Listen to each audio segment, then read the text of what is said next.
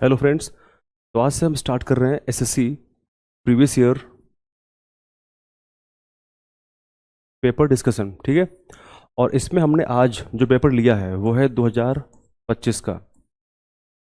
इसमें अलग अलग फील्ड से अलग अलग सब्जेक्ट से क्वेश्चंस हैं। जैसे अगर हम देखें तो इसमें पॉलिटी, ठीक है, इसमें कॉन्स्टिट्यूशनल अमेंडमेंट्स, इसमें ज्योग्राफी से क्वेश्चंस हैं, साइंस से क्वेश्चंस हैं और हिस्ट्री से क्वेश्चंस हैं। तो एक एक करके इनको डिस्कस करते हैं। जहाँ पे जितना डिटेल्ड हम कर पाएंगे उतना करेंगे, ठीक है, जिससे आपको कोई किसी प्रकार का कन्फ्यूजन ना बचे। अगर फिर भी कोई क्वेश्चंस अगर दिमाग में आते हैं तो आप फ्री है, पूछ सकते हैं। तो सबसे पहला हमारा क्वेश्चन है 26 से हम स्टार्ट करेंगे, क्योंकि हम जानते हैं क्वेश्चन 1 से लेके एंड 25 तक, ठीक है, ये किसके होते हैं, रीजनिंग।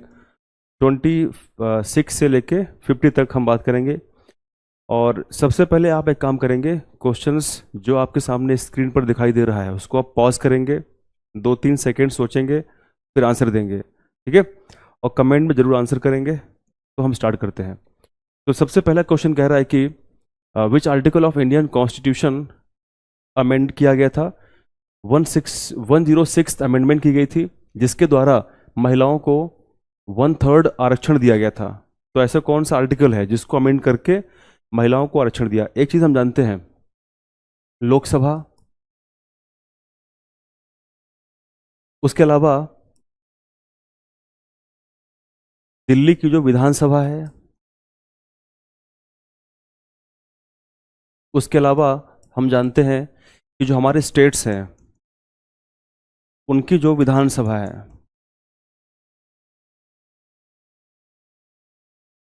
ये आरक्षण लोकसभा, दिल्ली की विधानसभा और स्टेट्स की विधानसभाओं के लिए था। तो इसमें याद रखना, ये आर्टिकल है ये स्पेशली डील करता है दिल्ली की विधानसभा से, तो ये भी अमेंड किया गया था। ये आर्टिकल डील करता है स्टेट्स की विधानसभाओं से, ठीक है, तो ये भी अमेंड किया गया था। और ये आर्टिकल डील करता है स्पेशली लोकसभा से, तो इसका आंसर होगा ऑल द अबव। तीनों को अमेंड किया गया था। क्वेश्चन नंबर, आगे बढ़ते हैं।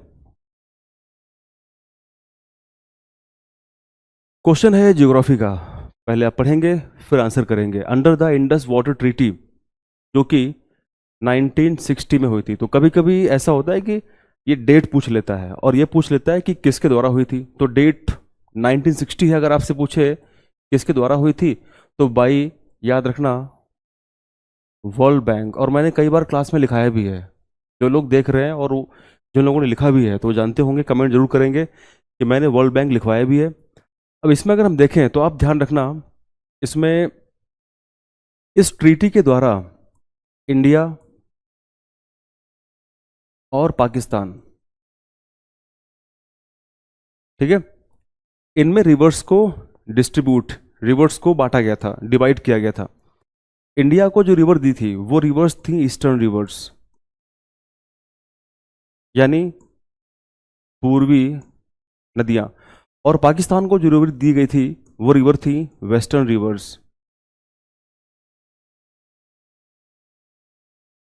ठीक है।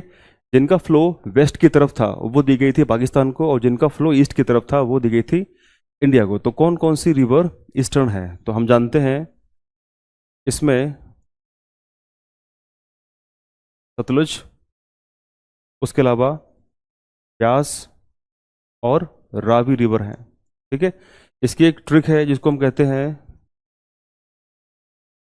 सवेरा, सतलुज, ब्यास, रावी, यानी सबेरा, इससे आप याद कर सकते हैं। पाकिस्तान को देने वाली जो रिवर्स थी वेस्टर्न रिवर्स, उनमें कौन कौन थी, उनमें थी इंडस रिवर जो मेन रिवर है, उसके अलावा झेलम रिवर, उसके अलावा चेनाब रिवर, ठीक है, ये दी थी पाकिस्तान को। अब यहाँ पे क्वेश्चन क्या पूछ रहा है कि under Indus water treaty India has unrestricted rights over which river, यानी कौन सी रिवर्स पे इंडिया को राइट दिया गया है कि वो बिना किसी हस्तक्षेप के पानी का यूज कर सकती है। तो सिंपल सी बात है, जो रिवर दी गई इंडिया को, तो कौन सी रिवर है जो दी गई इंडिया को है, वो है सतलज, ब्यास और रावी। तो हमारे आंसर्स क्या हो जाएंगे, सतलज, ब्यास, रावी, यानी सतलज, ब्यास और रावी। तो इस क्वेश्चन का जो करेक्ट आंसर होगा वो क्या होगा, बी, सतलज, ब्यास और रावी। ठीक है, उम्मीद करता हूँ कि समझ में ये क्वेश्चन आया होगा और आगे मूव करते हैं। What is the name of the world's longest express way? एक एक्सप्रेस वे सुरंग है जो कि ओपन हुई थी चाइना के अंदर। कहाँ पे हुई थी? जिजियांग यूगुर ऑटोनोमस रीजन में। तो आपसे पूछ रहा है कि इसका नाम क्या है, मतलब कहाँ पे ये है, what is the name of the, तो नेम पूछ रहा है कि वर्ल्ड्स लॉन्गेस्ट एक्सप्रेस वे। तो ये हुई थी, आप कमेंट में आंसर करें। इसका सिंपल सा आंसर है तियानसान सेंगली। ठीक है, इसका आंसर क्या? Option number C. ये फैक्चुअल क्वेश्चन है, अगर आपको पता है तो ठीक है, नहीं पता है तो फिर छोड़ना ही पड़ेगा, कोई इसके अलावा आंसर नहीं है। क्वेश्चन नंबर बात करते हैं 29। आप लोग इसको सोचिए और बताइए। ये भी क्वेश्चन करंट अफेयर्स का है, अगर आपको याद है तो ठीक है, फैक्चुअल क्वेश्चन है, नहीं याद है तो फिर हम कुछ कर सकते नहीं है। बोला है कि by which year does Indian railways plan to double originating train capacity in 48 major cities. यानी कह रहा है कि भारतीय रेलवे इस वर्ष 48 प्रमुख शहरों में ट्रेन क्षमता को दोगुना करने की योजना बना रहा है। तो फैक्चुअल क्वेश्चन है, करंट अफेयर क्वेश्चन है, इसका आंसर है सी। ठीक है, तो सी इस क्वेश्चन का आंसर है। इसमें ऐसा कोई भी रॉकेट साइंस नहीं है। मूव करते हैं 30। तो क्वेश्चन नंबर 30 की बात अगर हम करें तो which of the following Harappan site is known for unique water harnessing. अगर हम बात करते हैं कि किसी भी हड़प्पन साइट में, स्पेशली बात करते हैं वाटर हार्नेसिंग सिस्टम के बारे में, ठीक है, तो एक ही टाउन ध्यान में आता है। वो टाउन का नाम क्या है? धौलावीरा। मैंने आपको बताया हुआ है कि यहाँ पे वाटर कंजर्वेशन के लिए, स्पेशली काम किया गया था और उसके लिए एक टैंक भी बनवाया गया था। ठीक है, जिसको हम कहते हैं वाटर रिजर्वायर। कुछ एक्स्ट्रा जानकारी हम प्राप्त कर लेते हैं। सबसे पहले अगर बात करें लोथल, लोथल कहाँ पे है? तो गुजरात में है। एटलीस्ट आपको इंडस वैली में जो टाउन्स हैं उनके लोकेशंस पता होनी ही चाहिए। ठीक है, लोकेशन के साथ साथ अगर आप चाहते हैं तो वहाँ से क्या स्पेशल चीज़ प्राप्त हुई है, एविडेंस क्या मिला, वो पता होना चाहिए। कालीबंगा की अगर हम बात करें तो ये राजस्थान में है। धौलावीरा की अगर हम बात करें तो धौलावीरा कहाँ पे है? ये भी गुजरात में है। तो Lothal, Dholavira both are in the Gujarat, right. Banawali की अगर बात करें तो ये है हरियाणा में। कहाँ पे है ये? हरियाणा में। अब यहाँ पे थोड़ी हम बात और करेंगे। लोथल अगर आपसे पूछता है कौन सी रिवर के किनारे है, कौन सी नदी है लोथल, तो भोगवा रिवर है। भोगवा अगर ऑप्शन नहीं दिया गया है तो हम साबरमती मती करके आ सकते हैं। ठीक है, कालीबंगा की अगर बात करें तो ये है घग्गर रिवर। ये है घग्गर रिवर के किनारे। ठीक है, धौलावीरा प्रेजेंट अगर हम देखें वर्तमान में तो लूनी जो रिवर है जो वहाँ पे है। और बनावली की अगर बात करें तो ये है सरस्वती।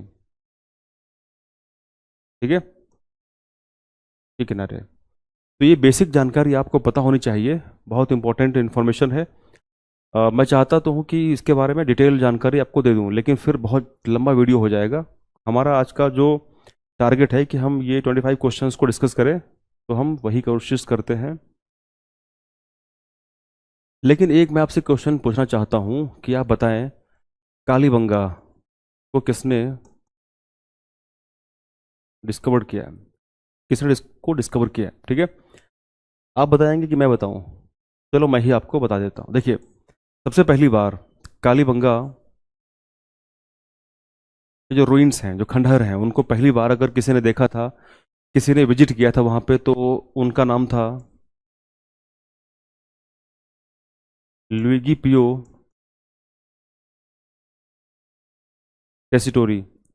पहली बार जो कालीबंगा के जो स्थल पे पहुंचे, और हालांकि उनको ये नहीं जानकारी थी कि इंडस वैली की साइट है ये क्या है, तो सबसे पहली बार जो पहुंचे वो कौन थे? लुइगी पियो टेसिटोरी। उसके बाद में फिर अमल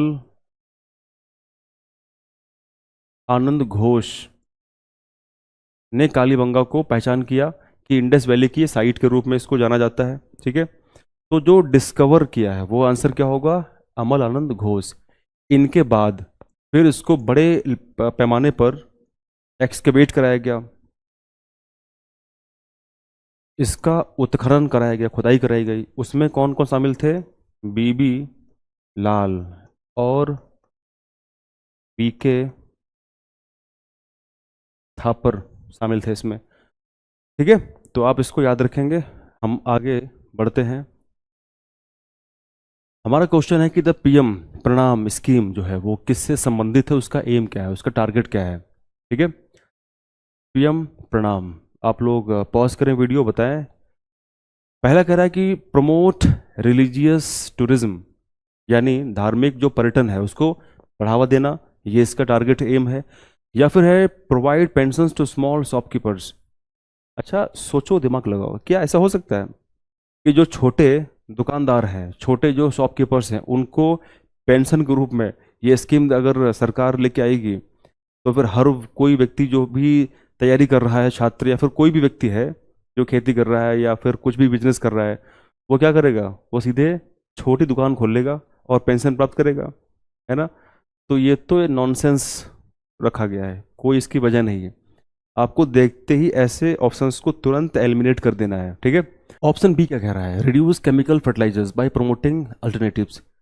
हम यूरिया या फिर अलग प्रकार के केमिकल फर्टिलाइजर्स का इस्तेमाल करते हैं जिससे सॉइल की जो उर्वरक क्षमता है वो नष्ट हो जाती है। तो क्या उसको रोकने के लिए, उसको कम करने के लिए ये स्कीम है?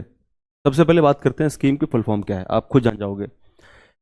प्रणाम का मतलब है PRANAM, राइट? प्रणाम। पी मतलब प्रोग्राम है, क्या है? प्रोग्राम। फॉर, आर मतलब रेस्टोरेशन, क्या है? रेस्टोरेशन। ए मतलब अवेयरनेस, एन मतलब नरिशमेंट, ए मतलब एमेल्यूरेशन, एमेल्यूरेशन इसका मतलब सुधार होता है। और एंड, एम का मतलब होता है मदरलैंड। तो जब ये कह रहा है कि program for restoration, awareness, nourishment and amelioration of motherland, यानी ज़मीन की बात कर रहा है, हमारे मदरलैंड की बात कर रहा है, तो आंसर क्या होगा? बी इसका आंसर करेक्ट हो जाएगा। तो कभी कभी फुल फॉर्म अगर हमको पता है तब भी हम इसका आंसर सही निकाल पाएंगे। तो आगे मूव करते हैं, क्वेश्चन नंबर नेक्स्ट।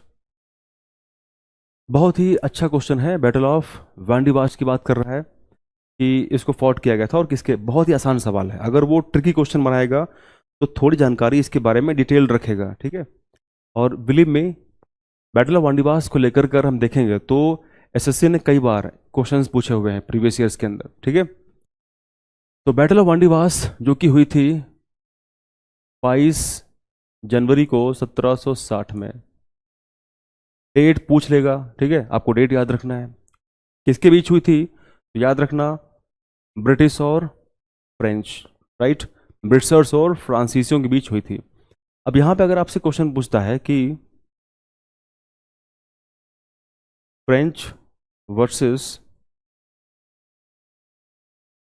जो ब्रिटिश थे, उनमें कौन कौन लोग शामिल थे, तो फ्रेंच में अगर हम देखें तो व्यक्ति था, उसका नाम था काउंट लैली। और ब्रिटिश की तरफ से जो व्यक्ति था जिसको कार्यभार दिया गया था इस युद्ध का, वो था आयर कूट। तो क्लास में मैं याद करने के उससे ये बोलता हूँ कि आयर कूट ने क्या किया? आयर कूट ने काउंट लैली को कूट दिया। इसका मतलब आयर कूट ने काउंट लैली को हरा दिया। कौन जीता? आयर कूट, यानी कौन जीते? Britishers, right? और आयर कूट को इसके बाद कहा गया hero, hero of Wandiwash, right? Wandiwash का हीरो कहा गया। तो ये जानकारी आप याद रखेंगे। अगर हम थोड़ी इसमें और चाहें जानना, सबसे पहले अगर थोड़ी हम बात करें तो कुछ कर्नाटक युद्ध के बारे में आपको पता होना चाहिए। ठीक है, कितने हुए हैं? 3 हुए हैं। और किस किस के बीच हुए हैं ये भी पता होना चाहिए। फ्रेंच वर्सेस ब्रिटिशर्स के बीच हुए हैं, ठीक है।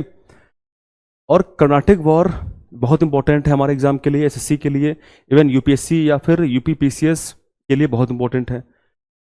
बहुत नहीं लेकिन कुछ जानकारी आपको मैं यहाँ पर दे देता हूँ। 3 कौन कौन से हुए हैं इसमें हम पहली बात करेंगे फर्स्ट कर्नाटिक वॉर के बारे में, फिर बात करेंगे सेकेंड कर्नाटिक वॉर के बारे में, और फिर हम देखेंगे थर्ड कर्नाटिक वॉर, राइट।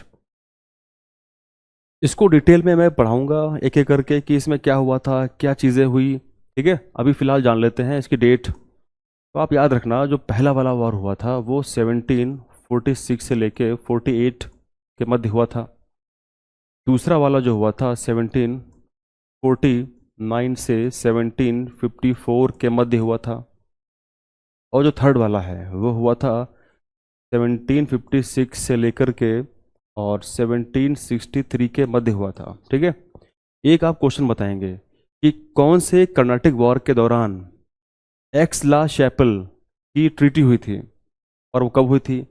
कौन से कर्नाटिक वॉर के दौरान treaty of Pondicherry and treaty of Paris हुई थी। ये आपके क्वेश्चन होमवर्क में है, आप कमेंट में लिखेंगे, ठीक है।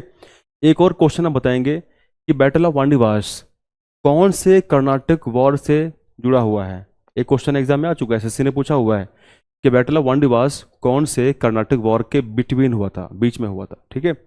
एक और मैं आपसे क्वेश्चन पूछता हूँ होमवर्क में, आप बताएंगे कि बैटल या फिर सीज ऑफ आर्कॉट, आर्कॉट की घेराबंदी या फिर आर्कॉट की लड़ाई, ये कौन से कर्नाटक वॉर के बीच में हुई थी, ठीक है। इतने आपको क्वेश्चंस बताने हैं। हम मूव करते हैं आगे। हमारा क्वेश्चन है कि in the computing, in the quantum computing the basic unit of information that can exist in the multiple states simultaneously is called, क्या कहते हैं उसको। एक बात आप बताओ बेसिक, अगर हम बात करें कि जो हमारे जनरल कंप्यूटर या फिर हम कह सकते हैं कि जो जनरल कंप्यूटिंग सिस्टम होता है उसके अंदर जो उसकी बेसिक यूनिट होती है इंफॉर्मेशन की, उसको हम बोलते हैं बिट। और यहाँ पे क्या है, क्वांटम कंप्यूटिंग, तो यहाँ पे क्या हो जाएगा, यहाँ पे हो जाएगा क्यूबिट, ठीक है। एक बहुत ही बेसिक सा क्वेश्चन है ये। मूव करते हैं आगे। क्वेश्चन बहुत ही इंपॉर्टेंट क्वेश्चन है और इसमें हम बात करते हैं क्वेश्चन में क्या कहा जा रहा है। तो क्वेश्चन 34 कह रहा है कि BNS की बात कर रहा है, यानी भारतीय न्याय संहिता की बात कर रहा है, right. The crimes of sedition, इसको बोलते हैं हम राजद्रोह कहते हैं, सेडिशन। अंग्रेजों ने आईपीसी के अंतर्गत इसको बनाया था, ठीक है। इसका जो सेक्शन था आईपीसी के अंतर्गत, अगर हम बात करें तो सेक्शन 124A के तहत रखा गया था सेडिशन को। इसको रिप्लेस कर दिया बीएनएस ने, ठीक है। यानी जो टर्म सेडिशन है वो है ही नहीं, बीएनएस ने उसको रिप्लेस कर दिया है। तो वो कौन से सेक्शन में है, तो यहाँ पे सेक्शन 150, मतलब इन जो 4 ऑप्शंस हैं अगर आपको इनमें क्वेश्चन करना ही है या अटेम्प्ट करना ही है तो आप ए कर सकते हैं। वैसे मेरे अकॉर्डिंग इसका आंसर होना चाहिए सेक्शन 152 ऑफ BNS, ठीक है। एक बार आप इसको रीचेक कर लेंगे, जहाँ तक मुझे जो समझ में आ रहा है 152 सेक्शन होना चाहिए। बाकी इसमें ऐसा कुछ है नहीं बताने वाला, आगे मूव करते हैं। ये एक अच्छा सवाल है। The Curzon line is the boundary between, Curzon रेखा जो है वो किसके बीच की सीमा है। देखिए सबसे पहले एक बात आप जान लो सारे प्यारे विद्यार्थियों, जितने भी क्वेश्चंस हम सॉल्व करते हैं प्रीवियस ईयर्स के, अगर आप तैयारी करो एसएससी की या फिर एनडीए सीडीएस की या फिर किसी एग्ज़ाम की, यूपीएससी की, यूपीपीसीएस की, तो आपको पीवाईक्यू सॉल्व करना बहुत इंपॉर्टेंट है, मतलब करना ही करना है। पीवाईक्यू सॉल्व करने से आपको पूरा स्ट्रक्चर समझ में आता है कि एग्जामिनर क्या कहना चाह रहा है, वो किस टाइप के क्वेश्चंस को फ्रेम करता है। तो इसीलिए मैं हमेशा सलाह देता हूँ, चाहे जहाँ मैंने पढ़ाया है लखनऊ में या फिर अलग अलग स्टेट्स में जगह पे, तो तो आपको ज़रूर पीवाईक्यू सॉल्व करने हैं, और सॉल्व करके उनके जो आंसर्स हैं, उनके जो 4 ऑप्शंस हैं, उनको भी आपको अच्छे तरीके से एनालाइज करना है, ताकि अगर वहाँ से क्वेश्चन फर्दर आ जाए तो हम वो करके आए, वो हमारा वो चीज़ छूट ना पाए। ठीक है, तो कर्जन रेखा आपसे पूछ रहा है। एक बात तो हम जानते हैं, इंडिया पाकिस्तान नहीं हो सकता। क्यों नहीं हो सकता? क्योंकि इंडिया पाकिस्तान को डिवाइड करने वाली जो रेखा है वो है रैडक्लिफ लाइन। कौन सी है? रैडक्लिफ। तो रैडक्लिफ है तो वो हो सकता नहीं है, राइट। अब यहाँ पे 2-3 पॉइंट हम समझ लेते हैं। एक है जिसको हम कहते हैं 49 पैरेलल, एक है 38 पैरेलल। ठीक है, ये लाइन है 38 पैरेलल लाइन, डिवाइड करती है नॉर्थ एंड साउथ कोरिया को। ठीक है, एंड जो 49 पैरेलल लाइन है वो डिवाइड करती है यूएसए एंड कनाडा को। और हम जानते हैं कि यूएसए और कनाडा की जो इंटरनेशनल बाउंड्री है वो सबसे लंबी है। ठीक है, सबसे लॉन्गेस्ट बाउंड्री है। तो बचा फिर क्या है? बचा है जो कर्जन लाइन है, वो किसको डिवाइड करती है, या फिर किसके बीच में है? वो पोलैंड एंड रसिया। एक बात, एक ट्रिक आप याद रखेंगे। ठीक है, CPR, एक ट्रिक है CPR। सी मतलब कर्जन, पी पोलैंड, आर रसिया। तो CPR अगर आप याद रखेंगे तो आपको कर्जन लाइन पोलैंड और रसिया के बीच में है, ये आपको याद रहेगा, राइट। और वैसे भी CPR बायोलॉजी में एक टर्म होता है। अगर किसी व्यक्ति को अचानक से कार्डियक अरेस्ट पड़ गया, या उसकी ब्रीदिंग या उसकी हार्ट बीट स्टॉप हो गई सडनली, तो उसकी चेस्ट को हम क्या करते हैं? पुश करते हैं, ताकि उसको CPR कहते हैं, ताकि वो फिर से अपनी हार्ट बीट को, ब्रीदिंग को रिटेन कर पाए। ठीक है, तो हम आगे मूव करते हैं। क्वेश्चन करंट अफेयर का है, करंट अफेयर्स का क्वेश्चन है। हमारे अगले वाले एग्जाम्स के लिए कोई खास रेलिवेंट नहीं है, फिर भी हमको पता होना चाहिए। Armenia has unveiled a butterfly based logo for conference of parties 17 featuring which endemic species. यानी ऐसी स्पीसीज जो पर्टिकुलर एरिया में पाई जाती है उसको एंडेमिक स्पीसीज कहा जाता है। तो क्या वो मोनार्क बटरफ्लाई है? नहीं है। तो कौन सी है वो? एरिवन एनामलस ब्लू बटरफ्लाई है। तो इसका आंसर क्या है? यही इसका आंसर करेक्ट है। ठीक है, बाकी अपोलो बटरफ्लाई और स्वालो टेल बटरफ्लाई नहीं है। इसका आंसर है सी। क्वेश्चन बात करते हैं 37। ये क्वेश्चन कह रहा है कि who was the first viceroy of India. मतलब बहुत ही इजी क्वेश्चन है, हिस्ट्री का सबसे आसान सवाल यही हो सकता है, इससे ज़्यादा आसान हो नहीं सकता कोई सवाल। तो भारत का पहला वायसराय कौन है? एक चीज़ तो हम जानते ही हैं कि बिफोर रिवॉल्ट ऑफ 1857, 1857 की क्रांति से पहले भारत के अंदर ईस्ट इंडिया कंपनी का शासन था, और इनके द्वारा अपॉइंट होने वाले जो हाईएस्ट पोजीशंस होती थी वो होती थी गवर्नर जनरल, राइट। जब रिवॉल्ट हुआ तो ईस्ट इंडिया कंपनी की जो पावर थी उसको ब्रिटिश गवर्नमेंट ने,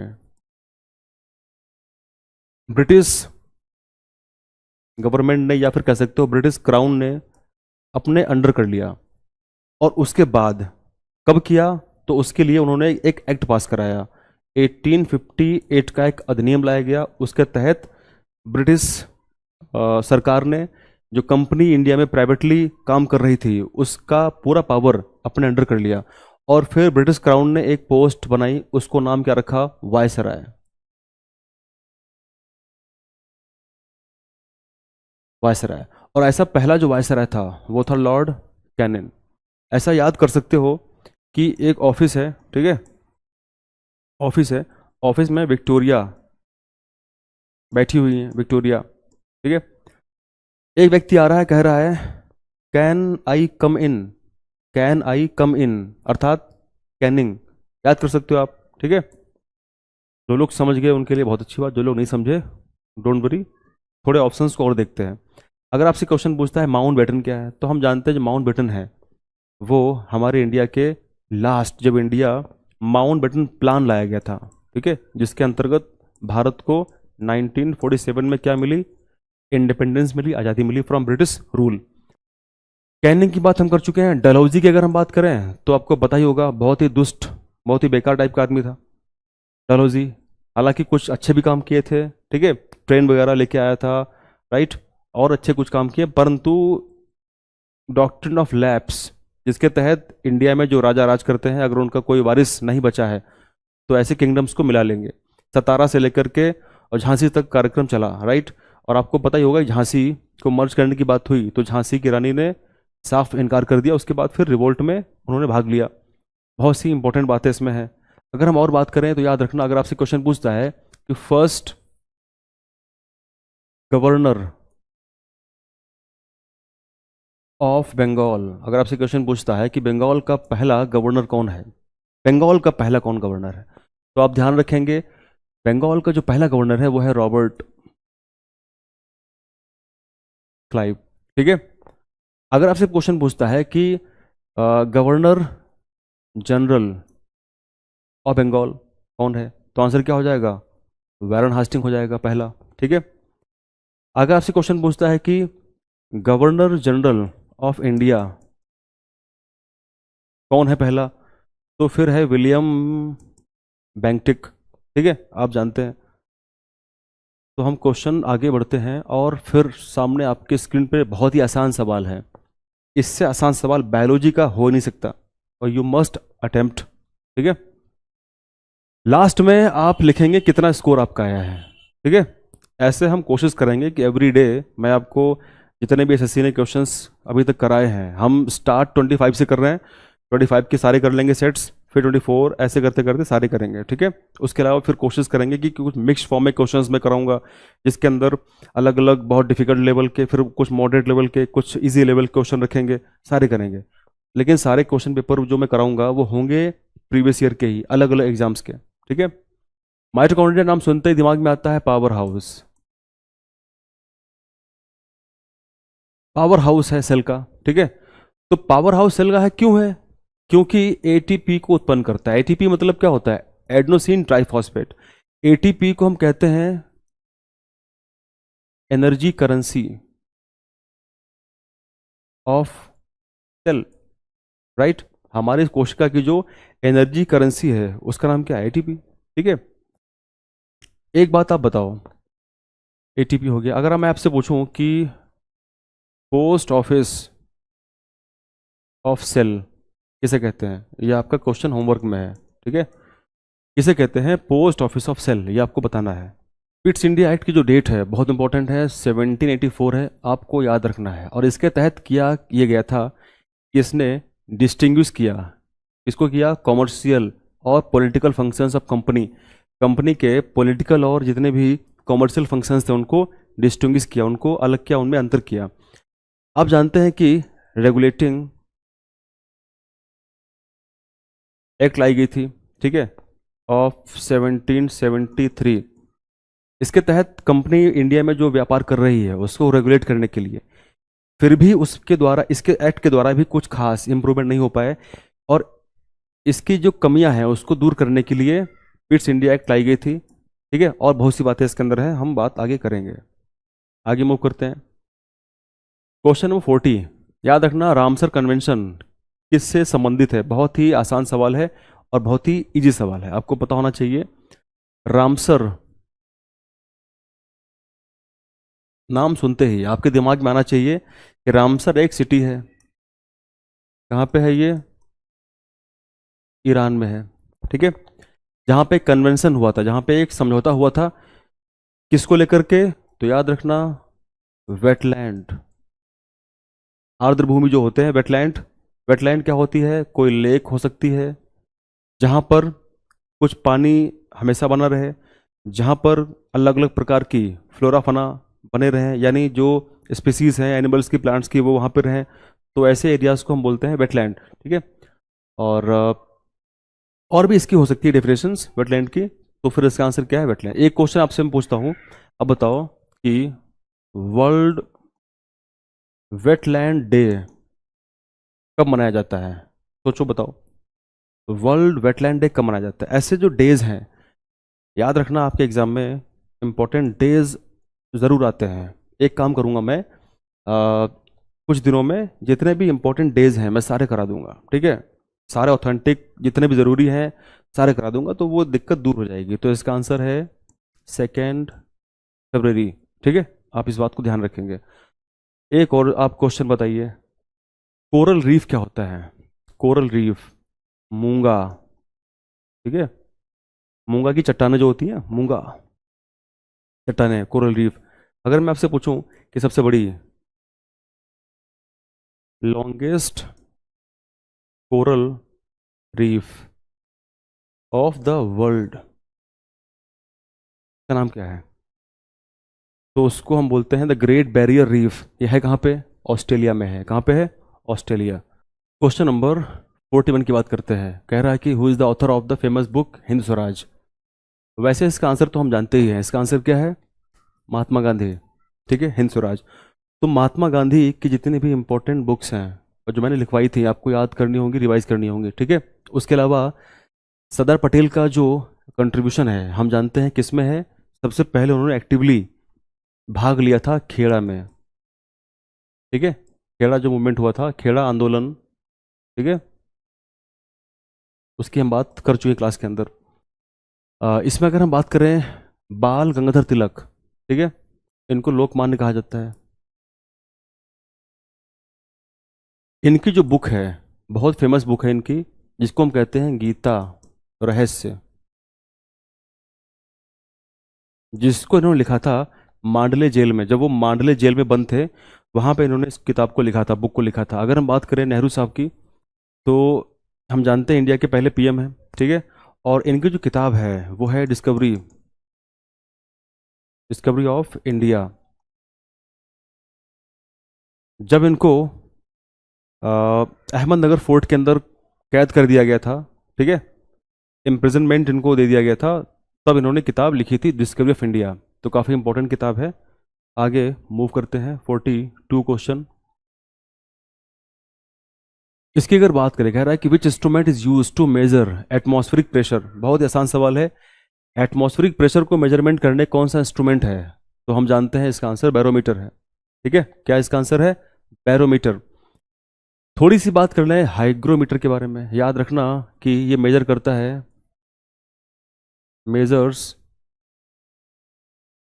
रिलेटिव ह्यूमिडिटी, ठीक है। एमीटर की बात करें तो क्या करता है? मेजर्स इलेक्ट्रिक करंट, यानी विद्युत धारा को मेजरमेंट करता है। अल्टीमीटर क्या करता है? एल्टीट्यूड, यानी ऊंचाई की बात करता है। तो आसान सवाल है ये। क्वेश्चन नंबर 43 की अगर हम बात करें तो बहुत ही आसान सवाल है। विच gland is often called the master gland. सबको पता है, इतनी बार क्लास में मैंने पढ़ाया है, लखनऊ में, आलमबाग में, इतना मैंने क्लास में पढ़ाया लिखवाया है, ठीक है। तो हर बच्चा जानता है। इसका आंसर क्या है? पिट्यूटरी ग्लैंड है। अगर मैं आपसे पूछूं पीनियल ग्लैंड के बारे में, आप वो भी जानते हो। ये स्मॉलेस्ट ग्लैंड है, स्मॉलेस्ट ग्लैंड है, ठीक है। हालांकि स्मॉलेस्ट तो ये भी है।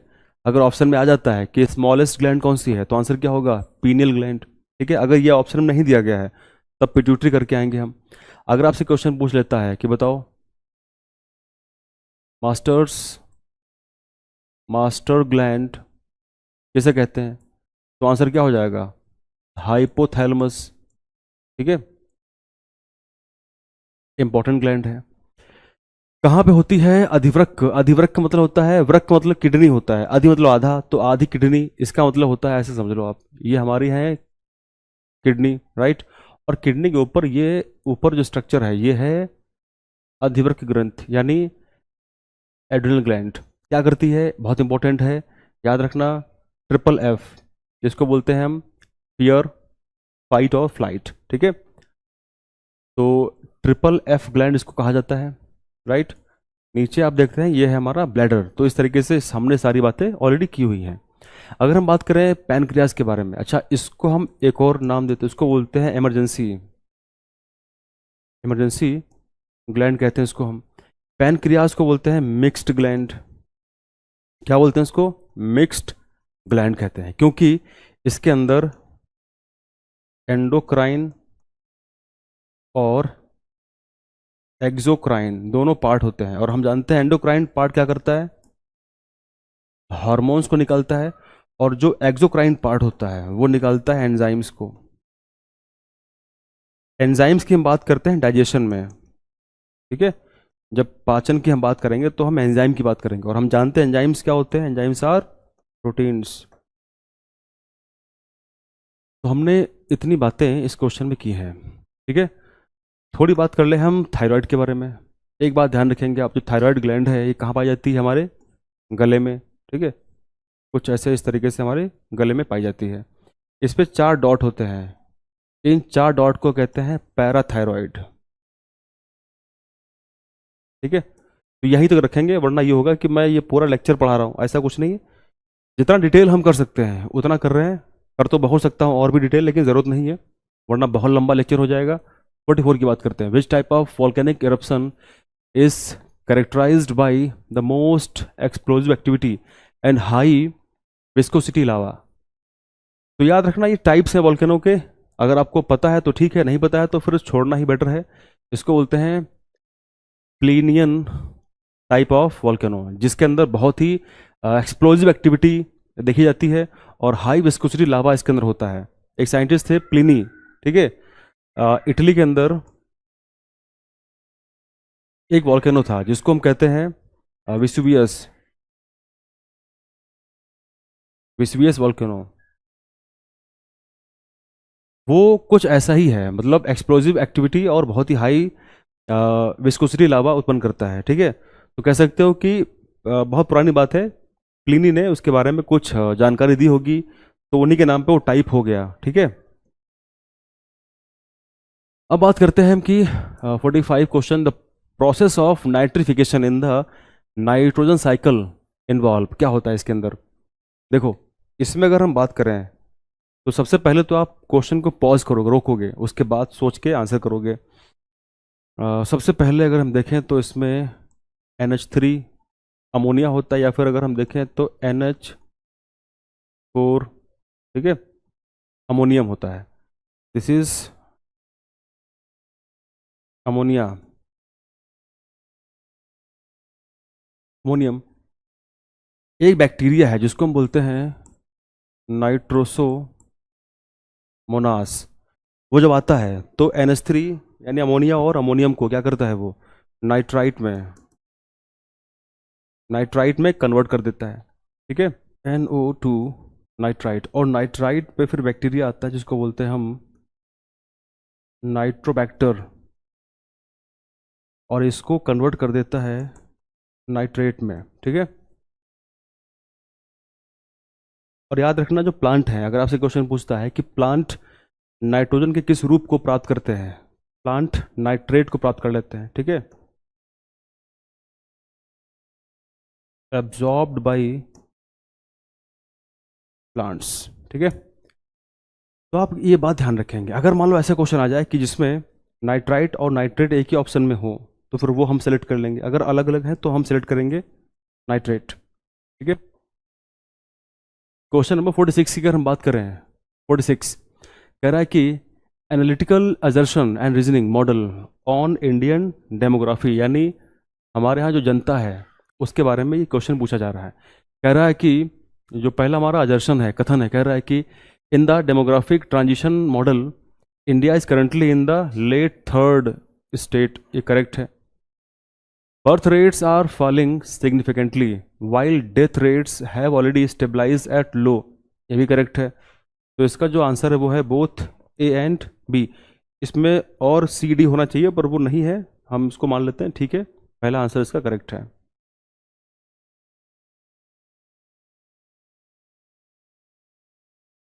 क्वेश्चन 47 की अगर हम बात करें, कह रहा है कि the value of G, G मतलब एक तो होता है कैपिटल G, एक होता है स्मॉल g। ये होता है यूनिवर्सल कांस्टेंट, जो हमेशा सेम रहता है, बदलता नहीं, चेंज नहीं होता है, राइट। आप इंडिया में हो, स्पेस में हो, या कहीं पर भी हो आप, ठीक है, अर्थ पे हो, स्पेस में हो, कहीं भी हो, वो हमेशा कांस्टेंट रहता है। ये बदलता रहता है स्मॉल g, क्योंकि ये है क्या, ये है एक्सेलरेशन ड्यू टू ग्रेविटी। तो कह रहा है कि ये मिनिमम कहाँ पे होगा, तो याद रखना मिनिमम होगा इक्वेटर पे, और अगर आपसे पूछे ये मैक्सिमम कहाँ पे होगा तो ये होगा पोल्स पे, और वो चाहे नॉर्थ पोल हो या फिर साउथ पोल हो। तो इस क्वेश्चन का आंसर क्या होगा, ए करेक्ट इसका आंसर हो जाएगा। क्वेश्चन 48 की बात करें, कह रहा है which river is known as the sorrow of Bihar, कौन सी रिवर जिसको सौरव बिहार कहा जाता है। ठीक है, इंपॉर्टेंट है, बहुत आसान सवाल है। कोसी इसका आंसर है। क्या इसका आंसर है, कोसी। कोसी को हम कहते हैं सौरव ऑफ बिहार। और बाकी गंडक रिवर, सोन रिवर, या कोसी रिवर, या फिर Ghaghara river, these are the tributary of Ganga की ट्रिब्यूटरीज हैं। ज्योग्राफी पढ़ेंगे तो हम बात करेंगे रिवर सिस्टम में कि कौन कौन से रिवर्स हैं, कहाँ से निकलती हैं, क्या क्या उनकी, मतलब ऑल द थिंग्स भी हम पढ़ेंगे।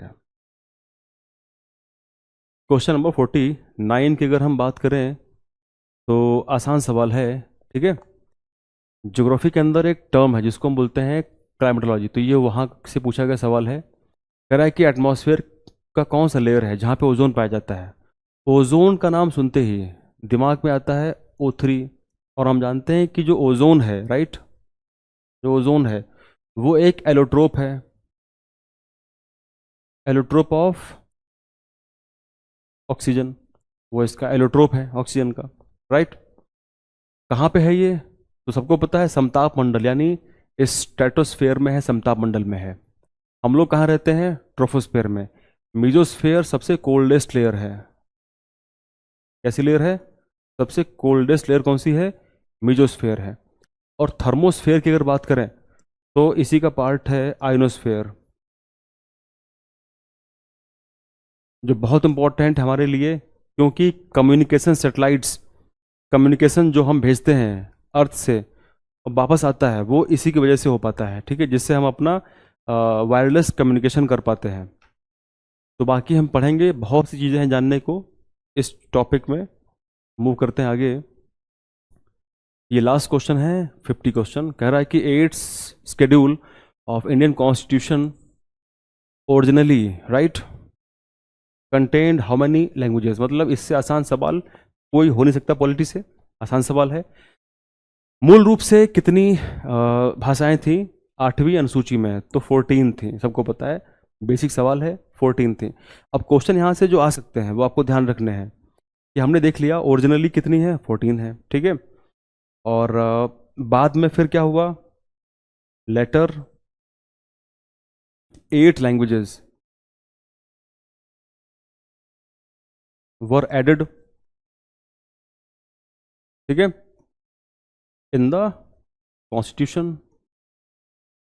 बाद में क्या हुआ, संविधान में 8 भाषाएं जोड़ दी गई इसी अनुसूची में। तो फिर 14 पहले थी, 8 जोड़ दी, कितनी हो गई आज, 22। वर्तमान में कितनी लैंग्वेजेस हैं, 22 हैं। जोड़ी कौन कौन सी गई, कब गई, थोड़ी सी बात कर लेते हैं। याद रखना, सिंधी, उसके अलावा अगर देखें कोंकणी, मणिपुरी, नेपाली, उसके अलावा बोडो, डोगरी और मैथिली और संथाली। याद रखना, पहला क्या है, सिंधी।